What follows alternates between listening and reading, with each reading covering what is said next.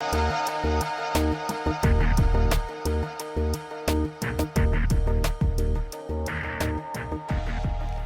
management des cadres en PME est-il spécifique? Marina Bourguin, bonjour. Bonjour Jean-Philippe. Marina Bourguin, professeure de management au groupe ESC Clermont. Département Humanité, organisation et management. Humanité, organisation et management. Pourquoi s'intéresser à la question du management des cadres en PME?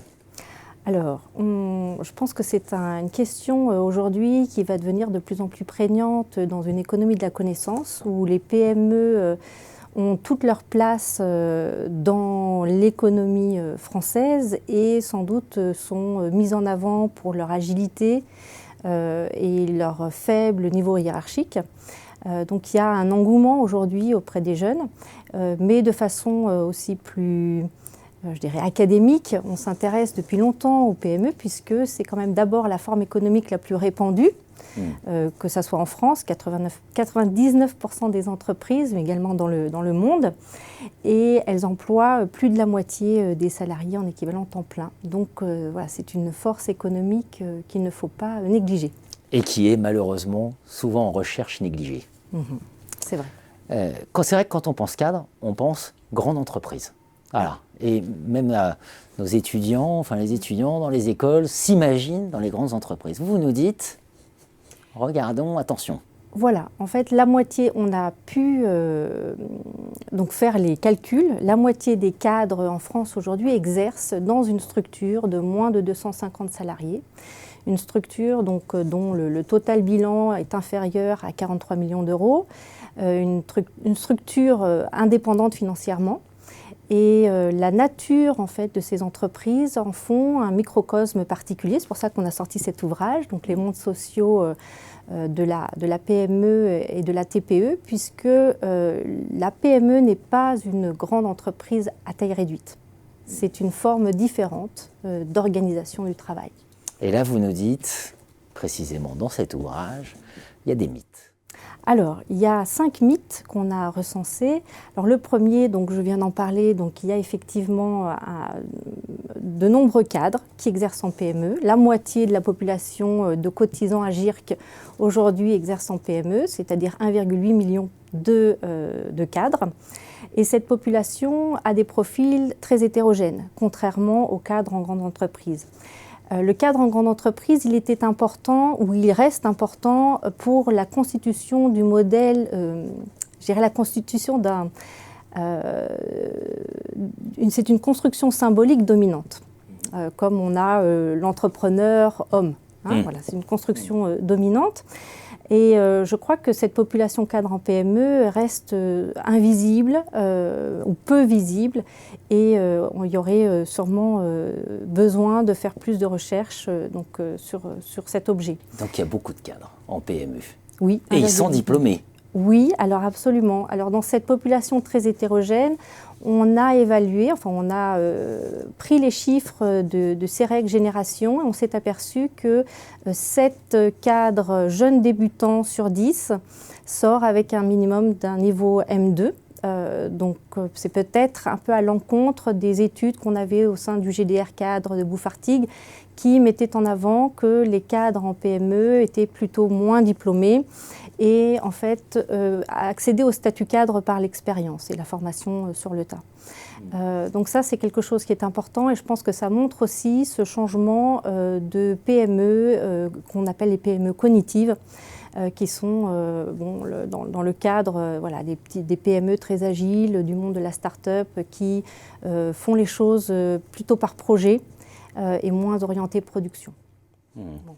Place des femmes. Alors, la place des femmes dans ce groupe est pour nous assez étonnante puisque plus l'entreprise est petite, plus on rencontre de femmes cadres. Donc, dans la moitié des cadres dans les TPE sont des femmes. Ça, ce sont des chiffres qui ont été donnés à la fois par la PEC et par donc, le recrutement des jeunes cadres débutants. Donc on trouve dans les grandes entreprises, on est entre 35-38%, elle est dans les services de femmes. On va trouver jusqu'à 45-49% de femmes dans les toutes petites entreprises. Et puis la stabilité, la géographie. Alors ça, c'est un point qu'on a voulu mettre en évidence, enfin qu'on a mis en évidence, qui est très intéressant aussi. La première chose, c'est l'aspect de la pérennité. Lorsqu'on ne conserve que les entreprises pérennes, du Haut-de-Bois avait déjà noté qu'il y a une plus grande stabilité des emplois dans les PME que dans les grandes entreprises. Donc ça, c'est assez contre-intuitif, puisqu'on dit toujours que quand vous rentrez en PME, il y a une plus forte instabilité. Ça, c'est le premier point. Le deuxième point, on est allé donc sur le terrain, on a interviewé des dizaines et des dizaines de cadres et des dizaines de dirigeants de PME et de TPE. Et on a réalisé qu'il y avait des formes de liens, d'attachement au territoire qui sont particuliers chez ces cadres.